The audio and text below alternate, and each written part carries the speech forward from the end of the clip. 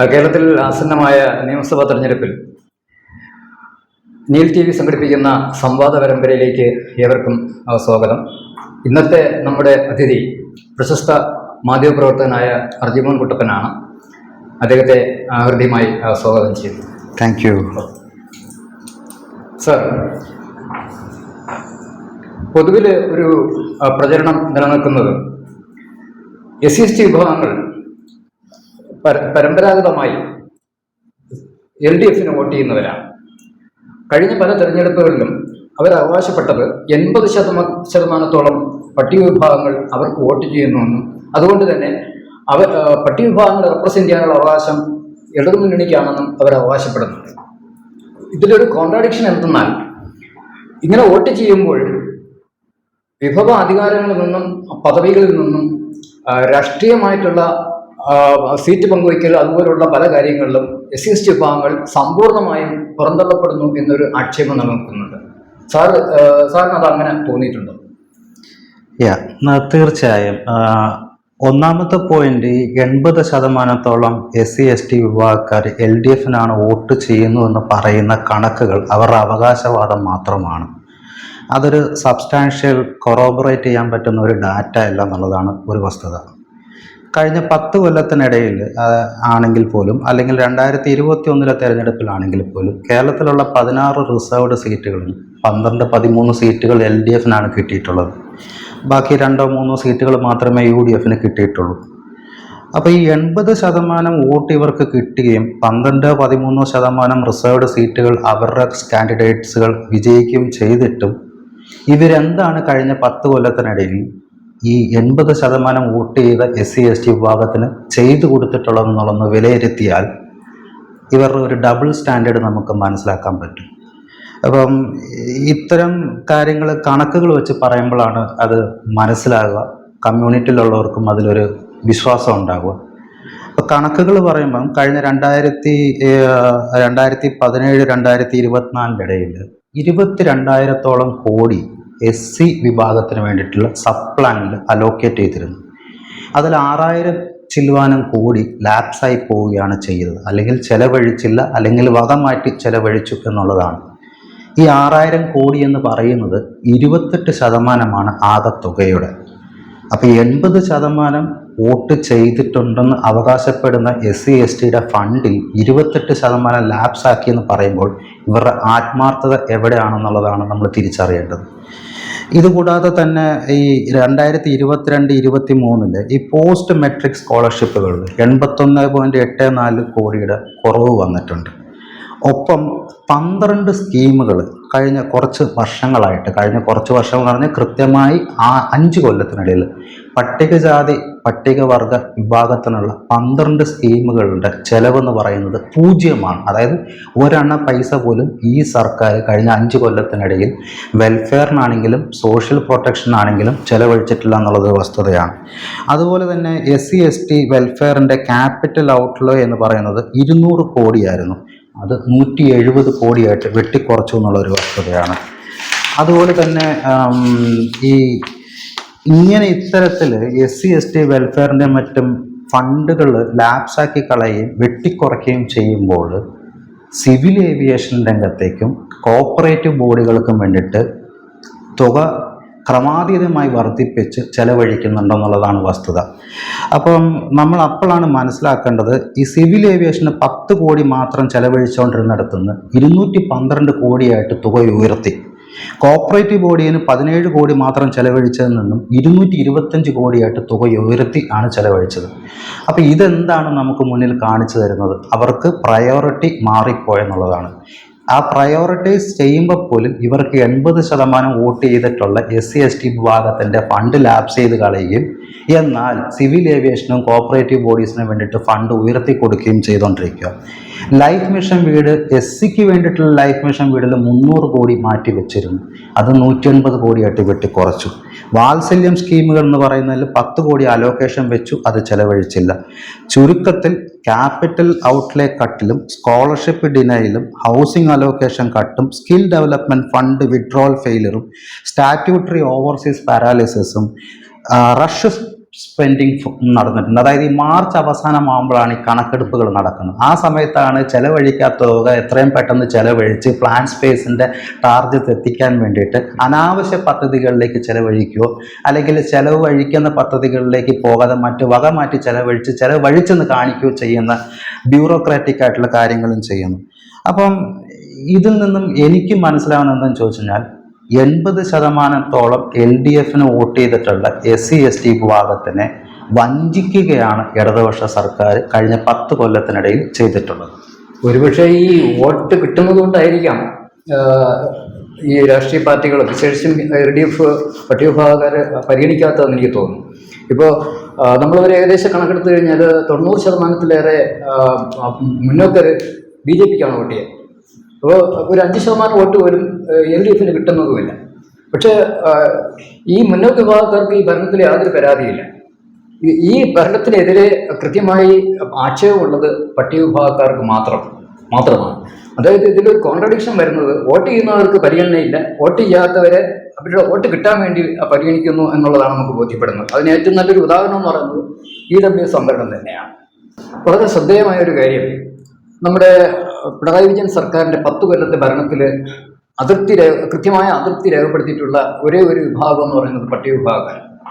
പട്ടികവിഭാഗങ്ങളിൽപ്പെട്ട 90% സംഘടനകളും നേതാക്കളും അങ്ങനെ ഒരു ആക്ഷേപം ഉന്നയിക്കുന്നുണ്ട്. അതായത് LDF സർക്കാരിൻ്റെ കാലത്ത് പട്ടികവിഭാഗങ്ങൾ എല്ലാ മേഖലയാണ്, അതായത് വിഭവ അധികാരങ്ങളിൽ നിന്നും ഭൂമി, വിദ്യാഭ്യാസം, തൊഴിൽ തുടങ്ങിയ സർവ്വ മേഖലകളിൽ നിന്നും പുറന്തള്ളപ്പെട്ടു എന്നുള്ള ഒരു ആക്ഷേപം വളരെ സജീവമായിട്ട് നിലനിൽക്കുന്നുണ്ട്.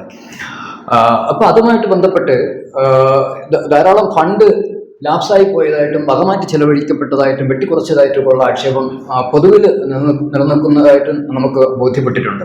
ഈ വിവരങ്ങൾ പുറത്തു കൊണ്ടുവരുന്ന റിപ്പോർട്ട് ശ്രീ സന്തോഷ് കുമാർ എന്ന് പറയുന്ന അറിയപ്പെടുന്ന ഒരു മാധ്യമപ്രവർത്തകൻ പുറത്തു കൊണ്ടുവരികയുണ്ടായി. അപ്പോൾ അതുമായി ബന്ധപ്പെട്ട് സാറിൻ്റെ അഭിപ്രായം എന്താണ്? സന്തോഷിൻ്റെ റിപ്പോർട്ടുകൾ ഗവൺമെൻറ് ഡോക്യുമെൻസിനെ ബേസ്ഡ് ആണ്, അതുകൊണ്ട് അത് യാഥാർത്ഥ്യമാണ്. അപ്പോൾ സന്തോഷിൻ്റെ റിപ്പോർട്ടിൻ്റെ അകത്ത് പറയുന്നത് 7000+ കോടിയുടെ ആനുകൂല്യങ്ങൾ ലഭ്യമായില്ല എന്നുള്ളതാണ് അദ്ദേഹത്തിൻ്റെ പഠനം. അത് വളരെയധികം ചർച്ച ചെയ്യപ്പെട്ടതാണ്. പക്ഷെ ആ റിപ്പോർട്ടിൻ്റെ അകത്ത് ഒരു പ്രശ്നമല്ല, റിപ്പോർട്ടിൻ്റെ അകത്ത് ഒരു ക്യാച്ച് പോയിന്റ് എന്ന് പറയുന്നത് ഷെഡ്യൂൾ കാസ്റ്റിൻ്റെ ഫണ്ടിനെ കുറിച്ച് മാത്രമാണ് സന്തോഷ് അതിനെ പ്രതിപാദിച്ചിട്ടുള്ളത്.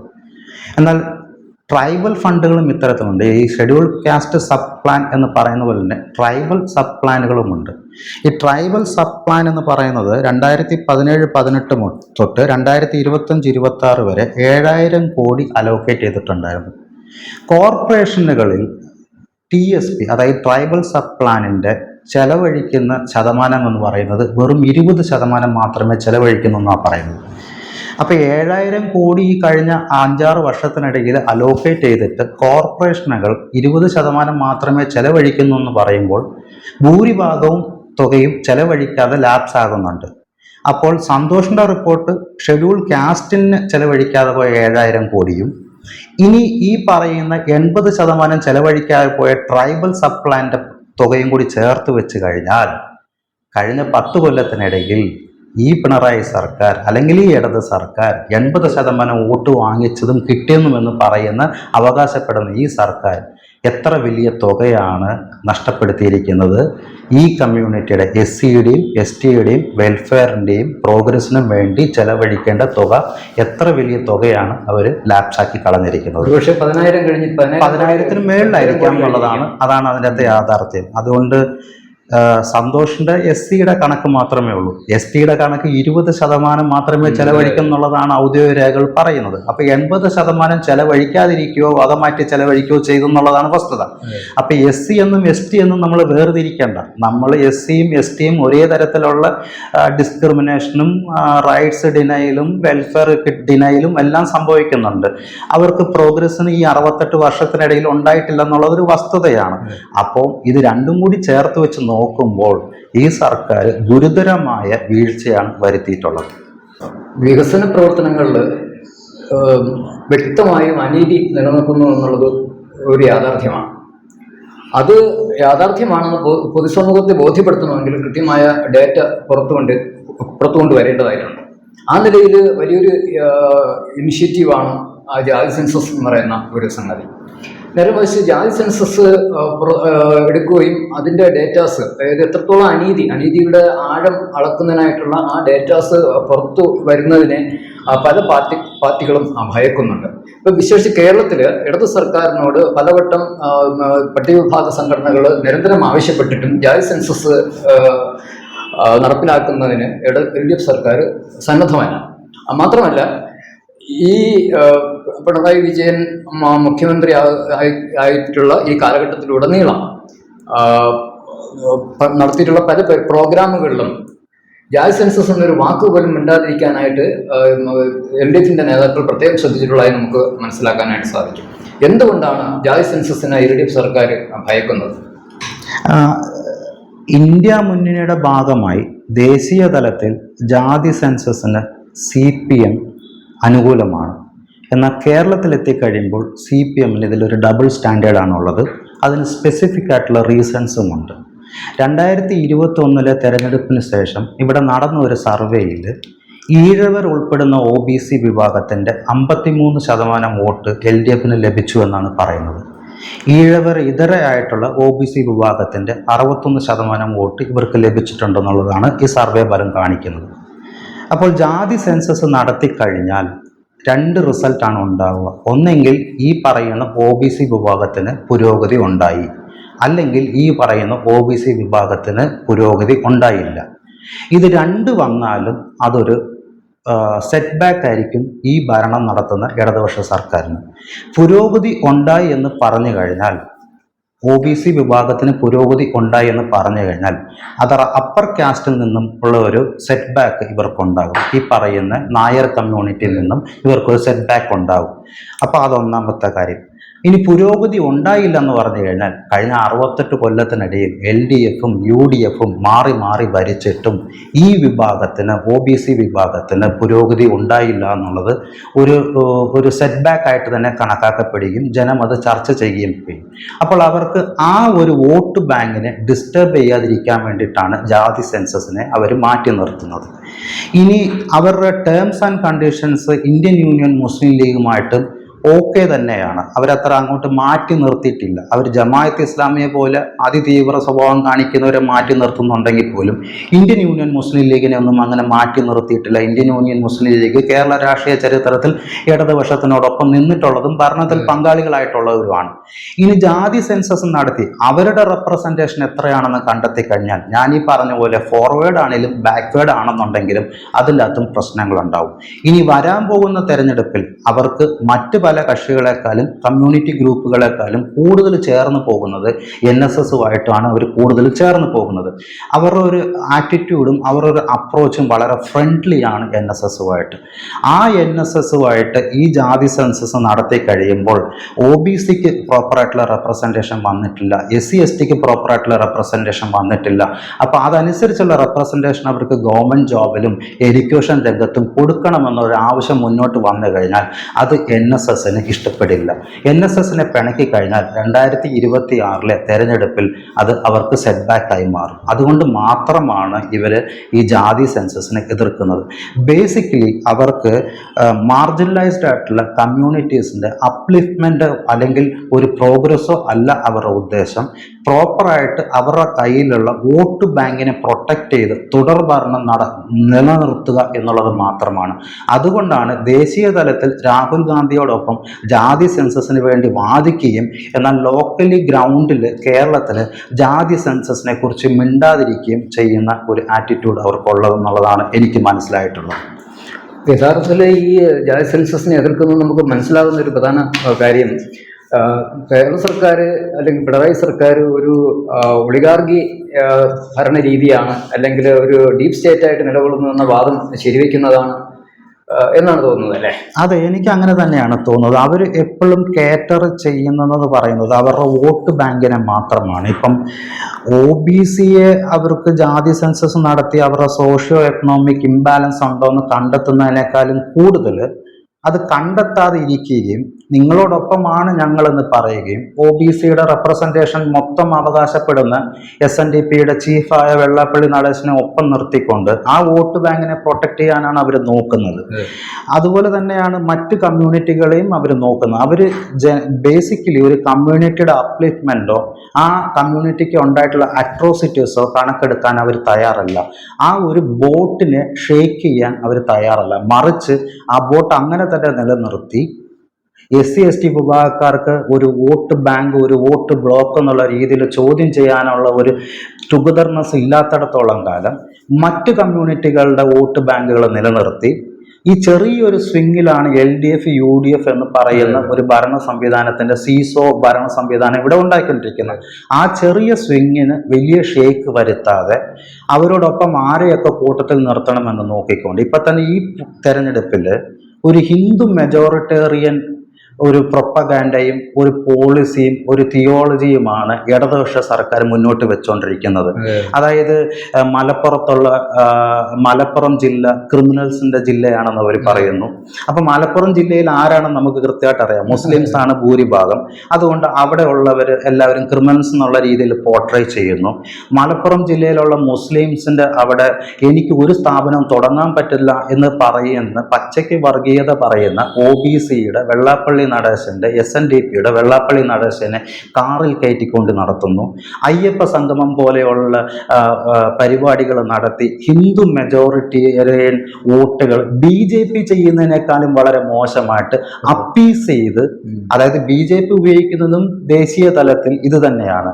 കഴിഞ്ഞ തെരഞ്ഞെടുപ്പിന്റെ സമയത്ത് മോഡി സർക്കാർ ആദ്യം ഇറങ്ങി തെരഞ്ഞെടുപ്പിന് പ്രചരണം നടത്തിയത് അബ്കി പാർ 400 പാർ എന്നുള്ളതായിരുന്നു. എന്നാൽ അബ്കി പാർ 400 പാർ വന്നു കഴിഞ്ഞാൽ അംബേദ്കർ എഴുതിയിട്ടുള്ള കോൺസ്റ്റിറ്റ്യൂഷൻ അട്ടിമറിക്കപ്പെടുമെന്ന് രാഹുൽ ഗാന്ധി കോൺസ്റ്റിറ്റ്യൂഷന്റെ ആ പോക്കറ്റ് ഹാൻഡ് ബുക്കും ഉയർത്തിപ്പിടിച്ച് ഇന്ത്യയിൽ മൊത്തം ഭാരത് ജോഡോ യാത്ര നടത്തുകയൊക്കെ ചെയ്തു കഴിഞ്ഞപ്പോൾ ഇവരുടെ ആ ഒരു ഇലക്ഷൻ മൊമെന്റം, ഇവർക്കുണ്ടായിരുന്ന ഇനിഷ്യൽ മൊമെന്റം ലൂസ് ആയപ്പോൾ മോഡി പിന്നെ പറഞ്ഞു തുടങ്ങിയത് പച്ച വർഗീയതയായിരുന്നു. മോഡി പറഞ്ഞത് നിങ്ങളുടെ താലിമാല അവർ വന്ന് പറിച്ചെടുത്തോണ്ട് പോകും, നിങ്ങളുടെ പശുക്കളെ അവർ കൊണ്ടുപോകും, അപ്പൊ നിങ്ങളെ പ്രൊട്ടക്ട് ചെയ്യാൻ വേണ്ടി ഞങ്ങൾ വോട്ട് ചെയ്യൂ എന്നുള്ളതാണ് പറഞ്ഞത്. അപ്പൊ ഹിന്ദു മെജോറിറ്റേറിയൻ തിയോളജി അല്ലെങ്കിൽ ഐഡിയ, പെർസെപ്ഷൻ, പൊളിറ്റിക്കൽ ഗെയിമാണ് മോഡി മുന്നോട്ട് വെച്ച് തെരഞ്ഞെടുപ്പിൽ 3ാമത്തെ വട്ടം ഭരണത്തിൽ വന്നത് എന്ന് പറഞ്ഞ പോലെ തന്നെയാണ് ഇവിടെയുള്ള മെജോറിറ്റി, അതായത് 50+ എന്ന് പറയുന്നത് ഹിന്ദു കമ്മ്യൂണിറ്റിയാണ്. ആ ഹിന്ദു കമ്മ്യൂണിറ്റിയിൽ സ്വാധീനമുള്ള ഗ്രൂപ്പുകളെ കൂട്ടത്തിൽ നിർത്തിക്കൊണ്ട് എങ്ങനെയെങ്കിലും ഈ തുടർ ഭരണം കൊണ്ടുപോകുക എന്നുള്ളതാണ് പിണറായി വിജയൻ സർക്കാരും CPM നോക്കുന്നത്.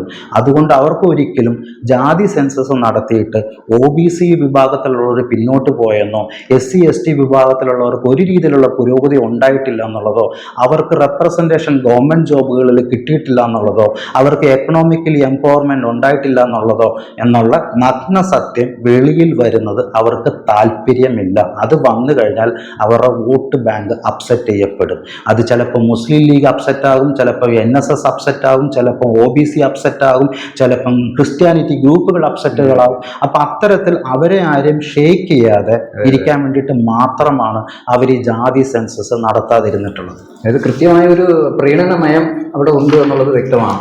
തീർച്ചയായിട്ടും അവർക്കത് അങ്ങനെ തന്നെയാണ്. അതോടൊപ്പം തന്നെ ചേർത്ത് പറയേണ്ട മറ്റൊരു കാര്യം എന്ന് പറയുന്നത്, ഈ LDF സർക്കാരിൽ 10 മന്ത്രിമാര് ഒരു മുന്നോക്ക സമുദായത്തിൽ നിന്ന് വരികയാണ്.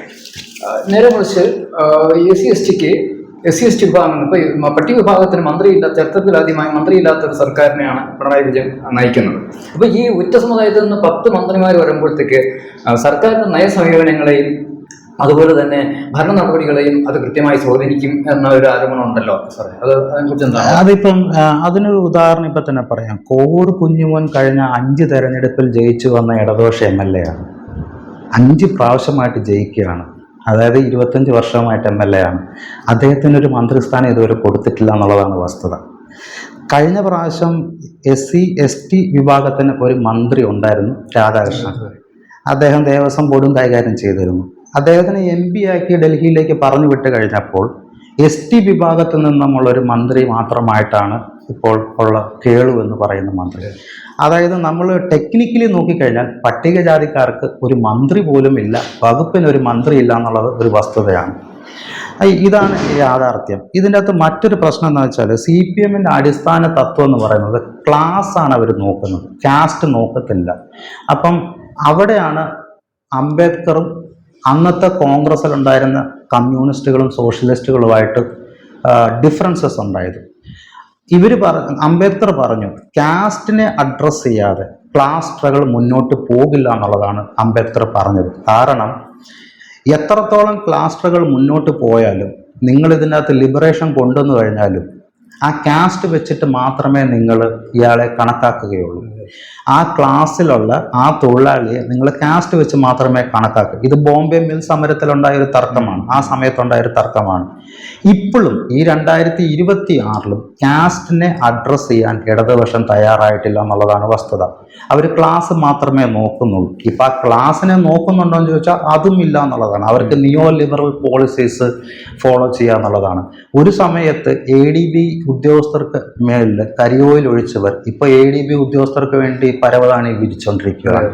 വിദേശ നിക്ഷേപം വേണ്ട, വിദേശ സർവകലാശാലകൾ വേണ്ട, സ്വകാര്യ സർവകലാശാലകൾ വേണ്ട കേരളത്തിൽ, സ്വകാര്യ കോളേജുകൾ വേണ്ട കേരളത്തിൽ എന്ന് പറഞ്ഞ് സമരം നടത്തിയ വേണ്ട എന്ന് പറഞ്ഞവർ ഇപ്പോൾ വിദേശ യൂണിവേഴ്സിറ്റികൾ കൊണ്ടുവരുന്നതിനോട് ആലോചനകൾ നടത്തിക്കൊണ്ടിരിക്കുകയാണ്. അപ്പം ക്ലാസും കാസ്റ്റിനെ അഡ്രസ്സ് ചെയ്യുന്നില്ല, ക്ലാസ് സ്ട്രഗിളിനെയും വിട്ടു നിയോ ലിബറൽ പോളിസീസ് ഫോളോ ചെയ്യുന്ന ഒരു ലെഫ്റ്റാണ് ഇപ്പോഴുള്ള ലെഫ്റ്റ്. ആ ലെഫ്റ്റിൻ്റെ അടുക്കൽ നിന്നും ഒരു കാസ്റ്റ് റെപ്രസെൻറ്റേഷൻ നമ്മൾ പ്രതീക്ഷിക്കരുത് എന്നുള്ളതാണ് എൻ്റെ ഒരു വിലയിരുത്തൽ. വ്യക്തമാണ്. നീൽ TV സംഘടിപ്പിച്ച ഇലക്ഷൻ സംവാദം തീർച്ചയായിട്ടും ഒരു വളരെ ഉന്നതമായൊരു നിലവാരം പുലർത്തുന്നതായിരുന്നു. നമ്മുടെ കേരള രാഷ്ട്രീയത്തിൽ ഏതെല്ലാം വിഭാഗങ്ങളാണ് അതിൻ്റെ രാഷ്ട്രീയമായും സാമൂഹികമായും സാമ്പത്തികമായും ഒക്കെ തന്നെ അതിൻ്റെ ഗുണഭോക്താക്കളാരാണെന്നും ഇരകളാരാണെന്നും ഏത് നിലയിലാണ് കേരള രാഷ്ട്രീയം സ്വാധീനിക്കപ്പെടുന്നതെന്നും അതുപോലെ തന്നെ